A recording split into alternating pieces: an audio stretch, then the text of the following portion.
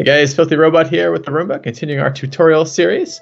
We're doing some learning these last couple episodes. This episode, last couple episodes, probably the next few episodes, we're doing learning. All right, sweet. Sounds good. Good. I approve. Good.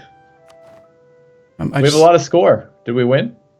Yeah, I think we're done. I think it's over. We've won. I just hired a general because we had an interaction and I wanted more manpower recovery rate. Is he good? Oh yeah, he's a 255. Not bad. Ernest Augustus York.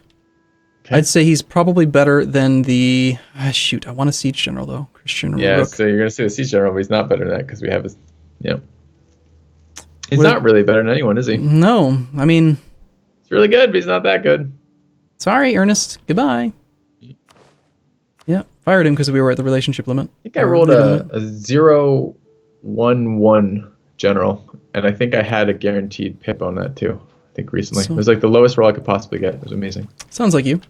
Yeah. All right, we're at 71 war score. Why don't we just wrap this up? He's at high enthusiasm right now due to ongoing battles. Let's let that battle subside, and then we'll piece him out.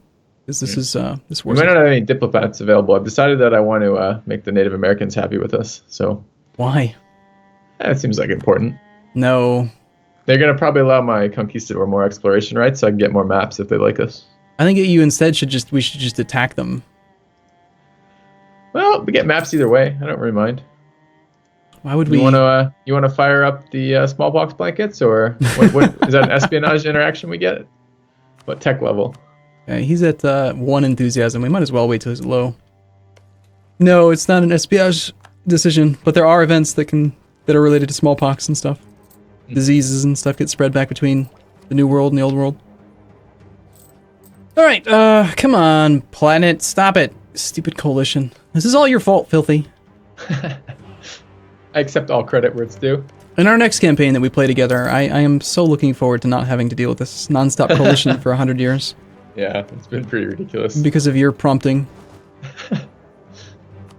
Well, I mean, you took it to the nice logical extreme of what happens if you just totally ignored AE. Yep. Now we know.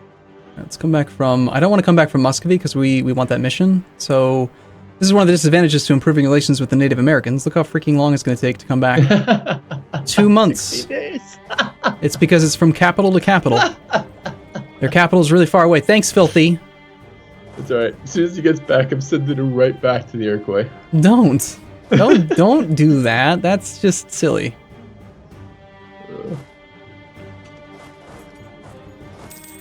It's kind of annoying me not having 20 cannons, because when we split the stack in half, it's 9 cannons per stack, which is not optimal for sieges. We should get 2 more cannons down here after the war.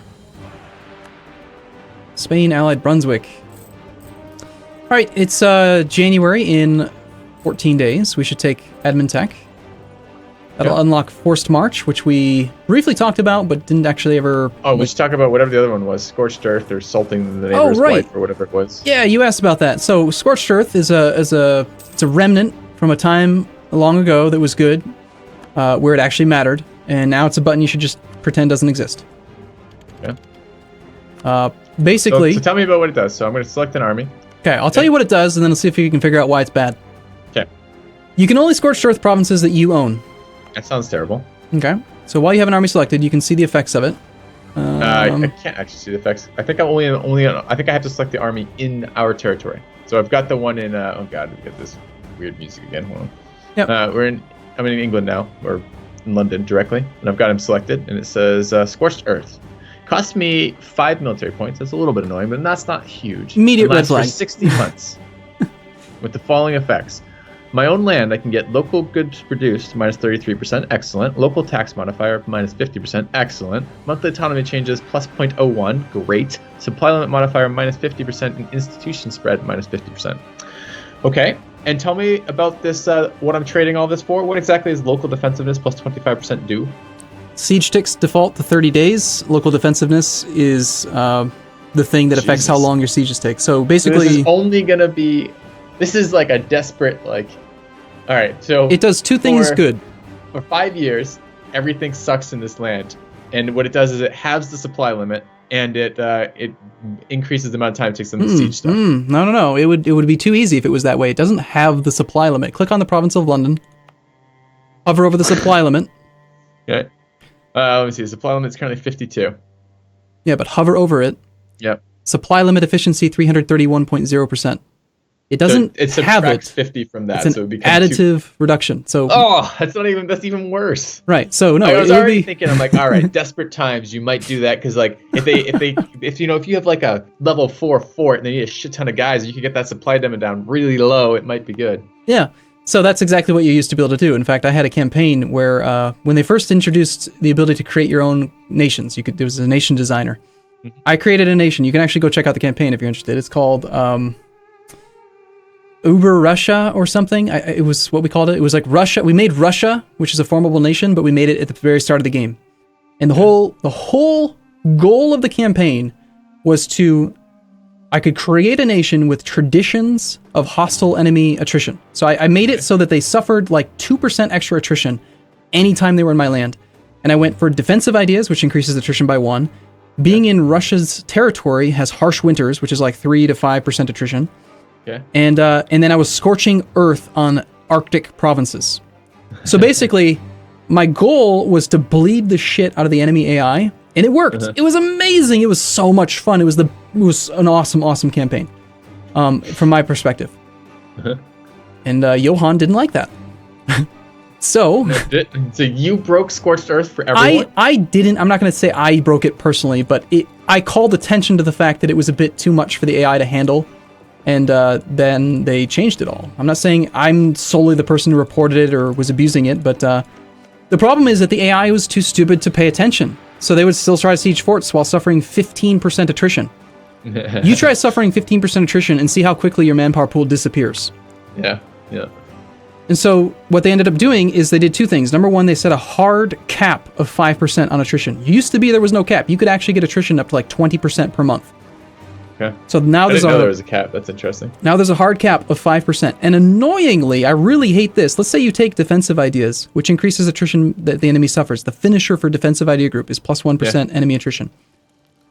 You would assume that would raise the cap from 5% to 6%, but that doesn't happen. You would expect that. Yeah, that would make a lot of sense since it's a fucking finisher. Yeah, but no, it's not good enough for that. It just, no. So if they have 100,000 troops and you have defensive ideas, they still suffer 5% because 5% is the hard cap. But even worse is, let's say that they went for an idea group, like say... You're joking. If they get minus attrition, it takes it not out of the total, but out of the 5. So like, if they have minus 1 attrition and you have plus 1, and they're in a province that already had 5, they get 4. Yes. I'm trying to find the specific idea that I always end up getting, because it happens in almost every campaign. And it's a military idea. Land attrition. It's the second from the finisher for defensive. Land attrition minus 2.5. Sorry, minus 25. This reduces the attrition that they suffer, and it also reduces the cap. So they will now suffer 3.75% attrition at most. That's dumb. So two nations with both having defensive ideas will only suffer 3.75% attrition from each other. It's dumb. Okay? So, going back to your question about what is Scorched Earth and why did I say that it's a button you should pretend doesn't exist. So, what you get is you get a shit province that, number one, you had to spend monarch points to make shit. For 5 years. For 5 years. The supply limit modifier, no, it's not going to cut it in half. Maybe they're going to lose like 4 supply. Yeah. But it doesn't matter because they're already suffering max attrition anyway. But it's reduced because of all their ideas and stuff. So it doesn't do anything there. The only positive you get is the local defensiveness plus 25%, which takes the siege ticks from 30 days to like 35 or 36. It's just not worth it at all, ever. Yeah, it sounds pretty bad. So, yeah. So I'm going to scorch London. Any objections? Well, obviously. But I don't think I need to state them. So anyway, just pretend the button doesn't exist. It used to be a cool thing. I had another campaign where I played as Najd, which is a nation in Africa, and I was scorched earthing the arid desert between me and the Mamluks, and it was hilarious. It's absolutely hilarious. The AI would march into my land, suffer 20% attrition for like 2 months, and then say, F that noise, and run away. And they would do this over and over and over again because they'd be like, I need to go siege a province. This is really painful. I need to run. And they just couldn't do it. And so I was able to beat someone who was like 4 times my strength by just doing nothing. So I understand. I did something really similar. Like I just did something really similar in the Ming, my Korea campaign versus Ming, which is that I built one fort, and we've never built a fort in our campaign, but I built a fort because I had like 2 forts, and there was just like a couple provinces in the middle that like couldn't do it, and I built one more fort, and it set up this nice fort wall. And then there was a hole in the fort wall, but it was all the way at the other end of my country. So he'd come in, and he'd like, anytime he'd go to these forts, the forts were in defensive terrain. If he engaged with a small army, I'd just relieve the fort and crush his army with defensive bonuses. And then otherwise, he'd walk all the way around this fort wall to get behind the sweet like provinces in the back where I'm hiding my armies and stuff like that. And then because it takes him so long to do this, I split up his troops and bleed him over attrition every time he does it, which I was really pleased with. So, yeah. Yeah. And it would have been even better if I could have scorched earth some shit, but. Yeah, it would have been nice. It would have been nice if it was a very fun mechanic, but I do understand how and like why they nerfed it, but they should have just removed the damn button from the game, because that's effectively what they did. But it's still there to taunt new players into thinking, oh, I should try this, and then they waste all their military points, and then they lose the next war because they're behind on military tech, and they wonder why they're losing. Well, it's because you spent money, you spent your monarch points. Yeah, it's weird that you can never be ahead in tech. Like, I mean, you can, but like realistically, you never can be ahead in tech much at all. Because like the minute you're like 30% ahead, which is you take it where you're not behind or very little behind, and suddenly you're ahead. It's not like you can then like have a shit ton more monarch points, invest it, and go another tech level up. If you do that, you're paying like 30, 40, 50% more monarch points for, which is crazy, which means you're never going to be like 4 techs ahead of someone. Or if you are, it's because they are so far behind, not because you like teched ahead. You know, like every other game, if you get a tech advantage, like I'm thinking Civ right now, but if you get a solid tech advantage, you're going to crush them. Here, it's like all you want to do is play to not have a tech disadvantage, which is totally different play. Well, would you agree with the statement that if you are equal to time in tech and therefore ahead of your neighbor, that you crush them? Yeah, it seems pretty significant. The morale stuff seems really significant. Yeah. So you do dominate by being ahead on time and tech, but you don't. You're right. You can't get super far ahead in tech. Like you can get 1 tech ahead, realistically. Yeah, you can't be in the future era in the year 1100. Yeah. But that's because this is a history simulator. The time, if you actually read, which I know you won't, if you read about these techs, like hover over the military tech, it says military tech 14, the size and depth of the Spanish square gave it staying power, but made it slow and cumbersome, blah, blah, blah. Oh my God, there's text above the things that tells me what happened here. I just read base cost 600 increased over time, minus 11%, ideas 14, neighbor bonus, and then I read what the little things are. Land morale. I forgot there was text there. Yeah, but anyway, if you read it, this is all historical stuff, right? Like the advent of cannons and like it's all based on history. There's a reason why I can't even read it now when I'm looking at it. Like I'm looking at it, you're talking about it, and I'm like, I should probably read this. My mind just goes, no, I'm not doing that. I'm doing other things. We're gonna take military tech because we want the new awesome things. Military tech 15 super good because we just got, not only do we get land morale and tactics, if I remember correctly. Yeah, we got 0.25 tactics and we got +1 land morale, which is massive. But we also got new infantry, which are awesome because they're cheap and good and awesome. So you want to pick a new one? Charge infantry or the Moroccan? Oh, let me go have a look. All right, I haven't. This is still something that I don't feel great about. So while you're doing this, I'm just gonna. In the 16th century, the musket, a handheld firearm, became commonplace, but they were very slow to reload. Army tacticians typically deployed musketmen in formations to maximize firepower. Blah blah blah. How many pips do I get? Yeah, right. Okay, so looking at this, I think that we take the charge infantry here. I think we do that every single time, right? Because essentially you're trading a fire pip for a shock pip, which is better, right? It's the same. Okay, all right. If you say no to this, Arumba, we have ground to cover again. Okay, morale is equal, so we don't need. It's not even a factor. So the only pip that's moving is what? We're losing an offensive shock pip for an offensive charge for defensive. No, an offensive fire. Yeah, no, I would always take the shock value here. Okay, so if you had said no to that, I was going to be very confused. Until I think it's Tech 16, isn't it? That we get the next level of cannon. I don't think I've ever gotten to Tech 16 military tech. You get another cannon there? Military Tech 16 gives artillery fire +1. So it's going to take artillery fire from 1.4 multiplier to 2.4. Which is going to make... Why would that have anything to do with what we take for our infantry pips? Like, who cares? Like, it doesn't affect the infantry whatsoever. It does, because as soon as I get that artillery multiplier, I'm going to start to heavily prioritize fire generals. So I'm going to usually end up with 6 fire generals versus 6 shock. Isn't a pip for a fire general versus... For a general, isn't it essentially the equivalent of adding a pip to one of your infantry here? So if I have a 1 shock general, doesn't this charge infantry basically become 4, and that's the only stat the general has, doesn't he become a 4 shock, offensive shock, 2 defensive shock unit? Isn't that what the general does?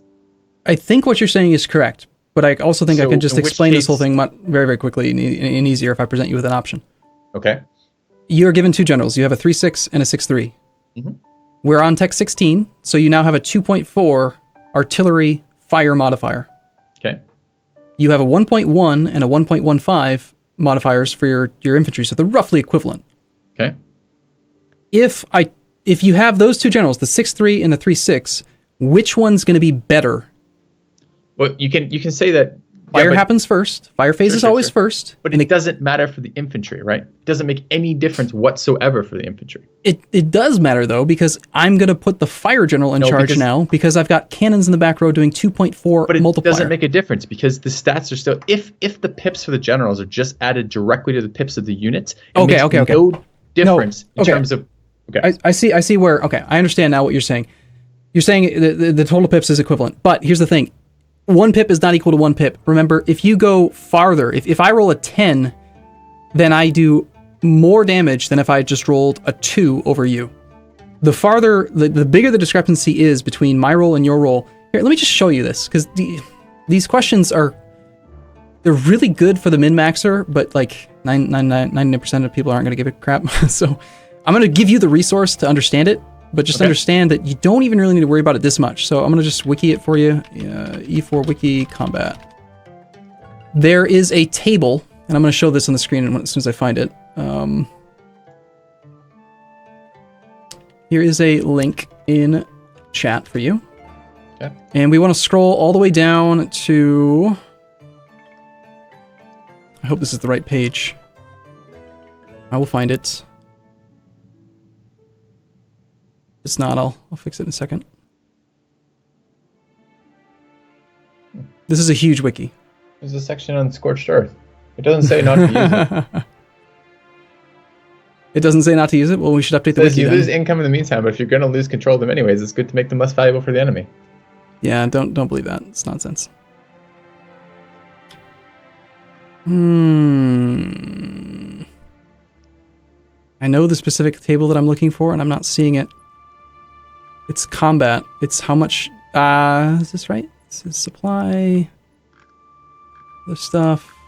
Maintenance. Oh, man. EU4... In between. What's just in between episodes? Yeah, since I can't find it right away. Oh, jump to casualties. They must have updated it, and I'm just not seeing the table that I'm looking for. Is the problem. In between episodes. We'll come back to it. Okay, sounds good. Fair enough. Okay. I'm still looking. You need to unpause the game and force my attention back. The game. Oh, you can't? Okay, fine. Anyway, I don't know why the table is not where I thought it was going to be. We need to send a gift to Muscovy now to get that mission done. Okay. So we need... we don't want to do the royal marriage because that's going to be a relationship over time. We're going to just go down to economic actions, send gift. Okay. And now you'll see each increment is 25, and we need to send enough to get 15 opinion. So for 225 gold, we can buy... Got it. Done. 25 Diplo points and 5 prestige. I think that's worthwhile. I would do that almost every time. I already clicked accept, so... Which also gives us the ability to do another idea. So does that decay, by the way?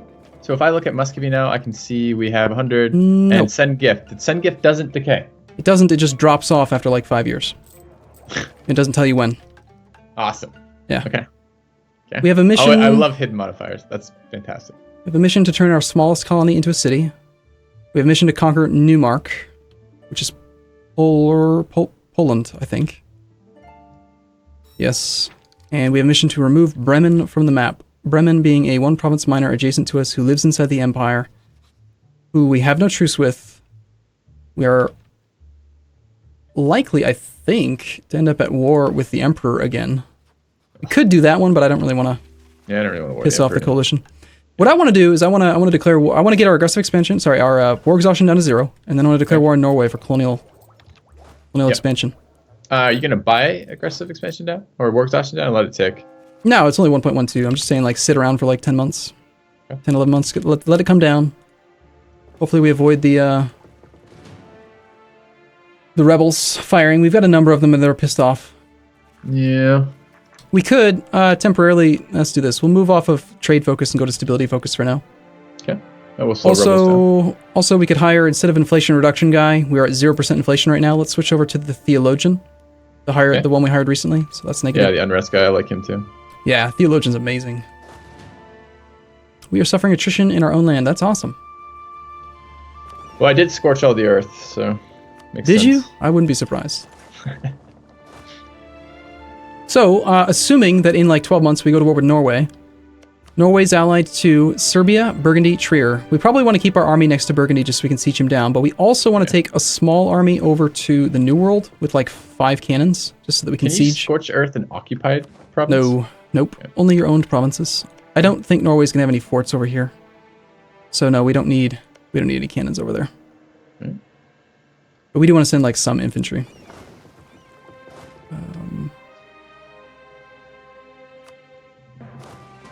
Well, I guess it's about that time, eh? Yes, I suppose it is. Episodes go by so quick when we're doing any discussion whatsoever. All right, see you guys soon. All right, we'll see you in a bit.